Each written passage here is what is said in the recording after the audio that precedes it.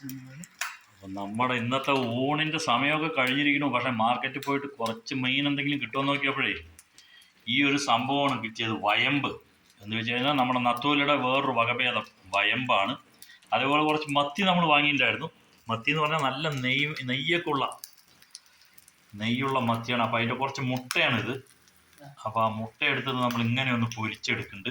മത്തി നമ്മൾ കറി വയ്ക്കും. അപ്പോൾ മത്തി കറി വയ്ക്കാൻ പോണേ ഉള്ളൂ. ഇതിലേക്ക് നമ്മൾ പുളിക്ക് വേണ്ടിയിട്ട് കുറച്ച് കുടംപുളിയൊക്കെ ഇടുന്നുണ്ട്. ഇത് നമ്മൾ മാങ്ങിയിട്ടിട്ടും ഇങ്ങനെയൊക്കെ ചെയ്യാം. മാങ്ങിയിട്ടാൽ വേറൊരു ടേസ്റ്റാണ്.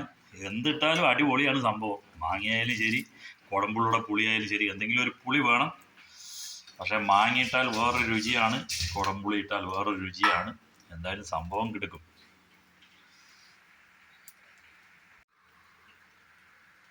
മഞ്ഞപ്പൊടി ഇടുന്നുണ്ട്.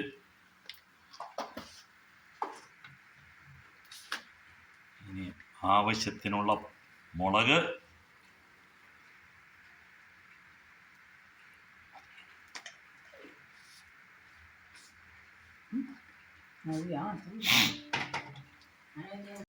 ഇനി ആവശ്യത്തിനുള്ള ഉപ്പ്. അപ്പം നമ്മൾ ഇതിലിട്ടിരിക്കുന്നത് പച്ചമുളക്, പിന്നെന്താണ്, ഇഞ്ചി, ചെറിയ ഉള്ളി അല്ലേ, ചെറിയ ഉള്ളി, തേങ്ങയും ചെറിയ ഉള്ളിയും കൂടെ ചതച്ചത് അല്ലേ, ചതച്ച് കുടംപുളി ഇതൊക്കെയാണ്. ഇനി കറിവേപ്പിലയും കൂടെ ഇട്ടിട്ട് ഇതിനെ ഒന്ന് നമ്മൾ മിക്സ് ചെയ്തിട്ട് അങ്ങനെ വെക്കും. നമ്മൾ ഇതുവരെ തീ കത്തിച്ചിട്ടില്ല കേട്ടോ. ഇതൊക്കെ കൂടെ ഇട്ട് മിക്സ് ചെയ്തിട്ടാണ് പിന്നെ തീ കത്തിക്കുക. നമ്മളിപ്പോൾ ഇവിടുത്തെ പരിപാടി സെറ്റായി. ഇത് നമ്മൾ സ്റ്റൗവൊക്കെ ഓഫ് ചെയ്തു. ഇത് ഇനി ആ സ്റ്റൗ ആ ഒരു ദോശക്കല്ലിൽ കിടന്ന് ഇങ്ങനെ ഒന്ന് മൊരിഞ്ഞെടുത്തോട്ടെ. അപ്പം മത്തിയുടെ ഊഴും കാത്തി ഇരിക്കുന്നുണ്ട്. അപ്പോൾ നമ്മൾ അതിൻ്റെ പണിയൊക്കെ കഴിഞ്ഞ് ഇനി മത്തിയിലേക്ക് വരും, മത്തിക്കറിയിലേക്ക്. നമ്മൾ സമൃദ്ധമായിട്ട് കറിവേപ്പില ഇടാൻ പോവുകയാണ്. അതിലേക്ക് കഴുകി വൃത്തിയാക്കിയ ആ കറിവേപ്പില അങ്ങനെ എടുത്ത് കുറേ കറിവേപ്പിലകൾ നമ്മൾ ഇടുകയാണ്. എല്ലാം കൂടെ ഒന്ന് മിക്സ് ചെയ്ത് നമുക്ക് ഇപ്പോഴും നമ്മൾ സ്റ്റൗ കത്തിച്ചിട്ടില്ല കേട്ടോ. സ്റ്റൗ കത്തിക്കാൻ പോണേ ഉള്ളൂ. ഈ ഒരു സംഭവമൊക്കെ ചെയ്ത് അപ്പം ഞാൻ നേരത്തെ പറഞ്ഞതുമാതിരി ചെറിയ ഉള്ളിയും തേങ്ങയും കൂടെ ഒന്ന് ചതച്ചെടുത്തു. അതിലേക്ക് പച്ചമുളക്, ഇഞ്ചി കുനുകുനാന്ന് അരിഞ്ഞത് അതും കൂടെ ചേർത്ത് നമ്മൾ പിന്നെ നമ്മളുടെ നത്തോലി, അതിലേക്ക് നമ്മൾ കുടംപുളി, കറിവേപ്പില ഇതും കൂടി ഇട്ട് മഞ്ഞൾപ്പൊടി, കുറച്ച് മുളക് പൊടിയും ഇട്ട് ഇപ്പോഴാണ് നമ്മൾ സ്റ്റൗ കത്തിക്കാൻ പോകുന്നത്. കത്തിച്ചു. ഇനി ഇത് വെച്ച് അടച്ച് വെച്ച് ഇതൊന്ന് ഈ വെള്ളമൊക്കെ ഒന്ന് വറ്റി വരും.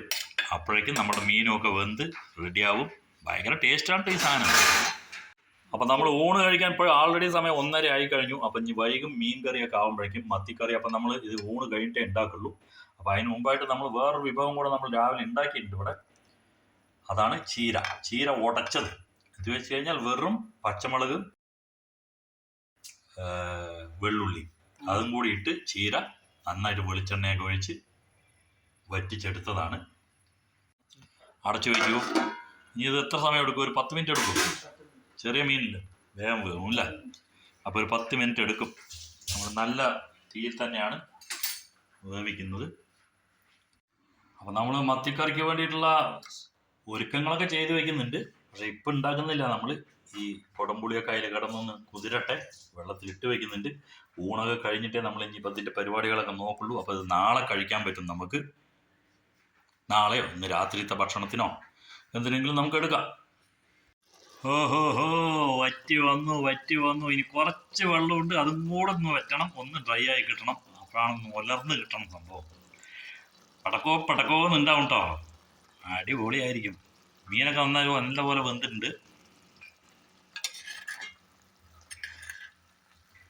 ഇങ്ങനെ ഇട്ട് ഉടയ്ക്കരുത്, പക്ഷേ ഇളക്കിയിട്ട് ചിലതൊക്കെ ഉടഞ്ഞു കഴിഞ്ഞു. അപ്പോൾ ഒരുപാട് ഉടയ്ക്കരുത്.